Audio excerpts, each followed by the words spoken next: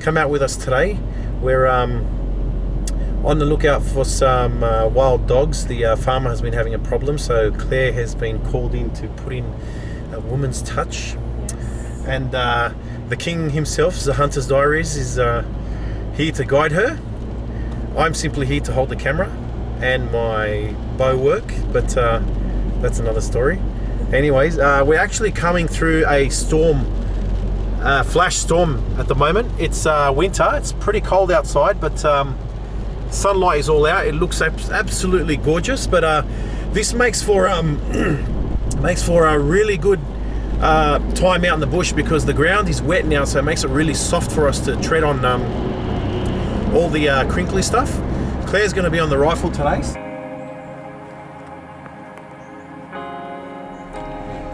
Okay, so we've just entered the property and we've arrived a bit late, so the sun's up. We're gonna sort of get into position now, unpack and head our way down. We've just seen a few red deer hinds feeding in the bottom paddock. So this is Claire's first encounter with this red herd that we are pursuing. So, yep, ready to go.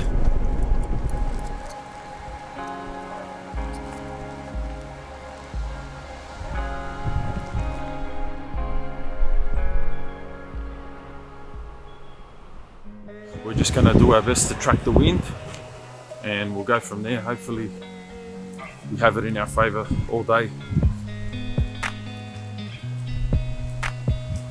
We're hunting with both rifle and bow. Claire's got the rifle this morning and Sam's using his bow. So we're following a well-used game pad at the moment.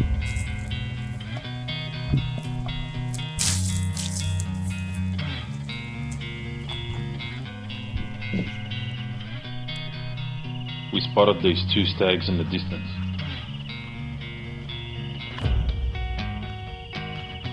Then as soon as we began to stalk in, the wind decided to shift, and that immediately got their attention.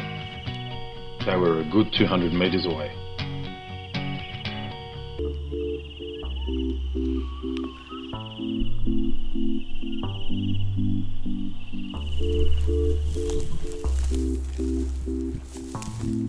So we pushed on and we located a hind feeding in the bracken fern.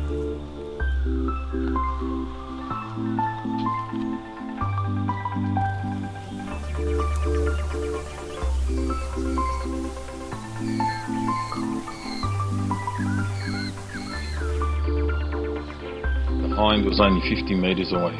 Luckily she wasn't on our target list.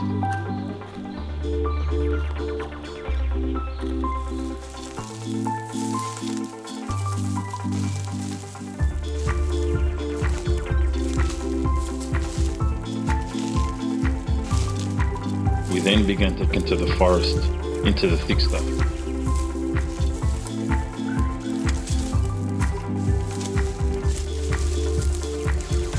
The farmer had hinted to us that the howls of the wild dogs were coming from the thick timber.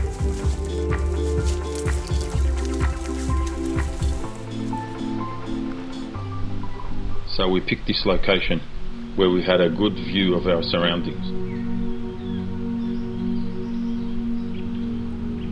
Only minutes after we set ourselves up, we found ourselves surrounded by birds. These stunning birds decided to put a show on for us.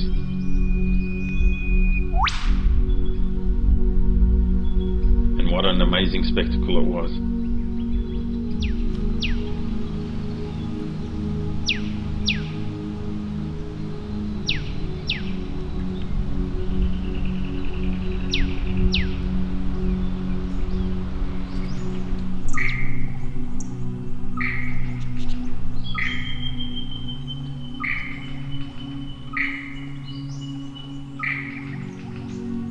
The The always curious lyrebird came towards us for a quick look.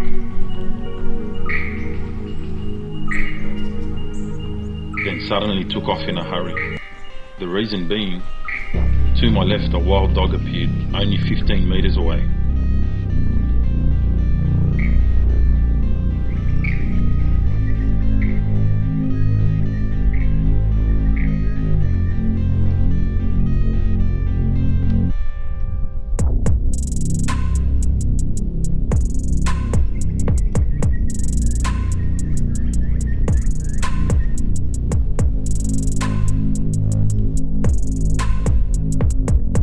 The problem was Sam and Claire had no view of him, and I was only armed with my camera, which was a shame.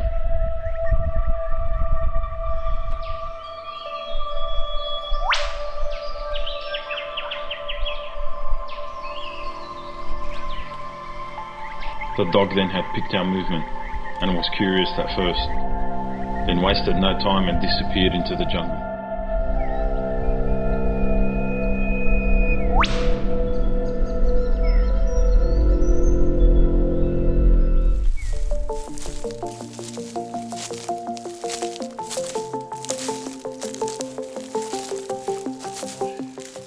Skull's intact.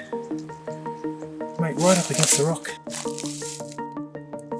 It's funny, you run into these things, you still see them, no matter what. They shine like beacons. We've just had a good time walking around, checking the cameras, and found this, Sam did, and now we're just heading back up and see what we can find up there, but probably just head back to the car. But I love being out in nature. It's not all about what you shoot, it's about walking around, the stalk, the hunt, just being out in the wilderness. I love it. It's great. So thank you All good. for having me.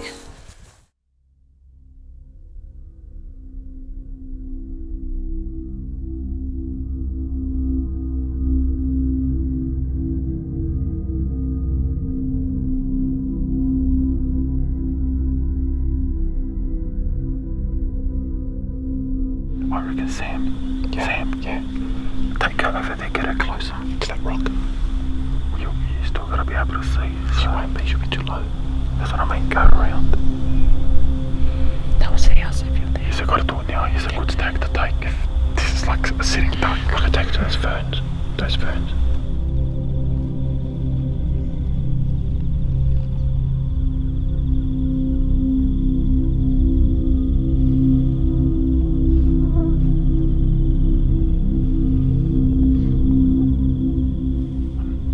There's a red stag out in the open paddock.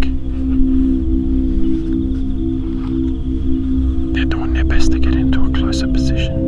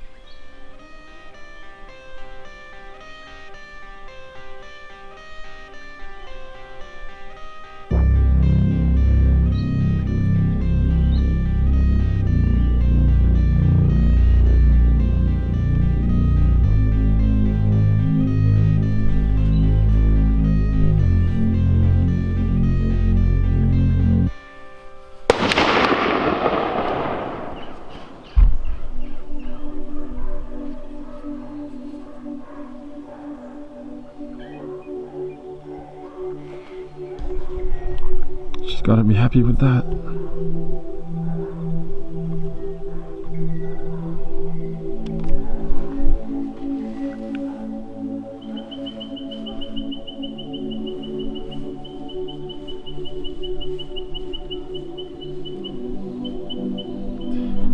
We've just come out of the vehicle. It's I think the 24th of March, and lucky for her, we've just opened the first gate and there was a stag out in the paddock. She's got to within, I think, about probably 150 meters, and she's landed a good shot on him. She dropped him straight away. But yeah, with all the stuff happening back in Sydney, meat is a commodity now, so yeah, she's got herself some stag meat.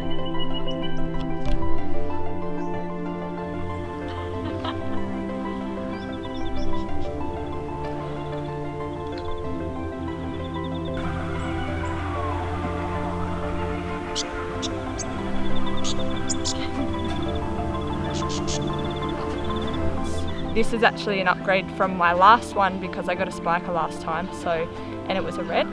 And yeah, it was 150 meters out, and I shot him, and I was hopeful, and yes, I got him. So I'm pretty stoked about that. It was great. My gun was shot. It's a 308, and it was shot sighted in for 150.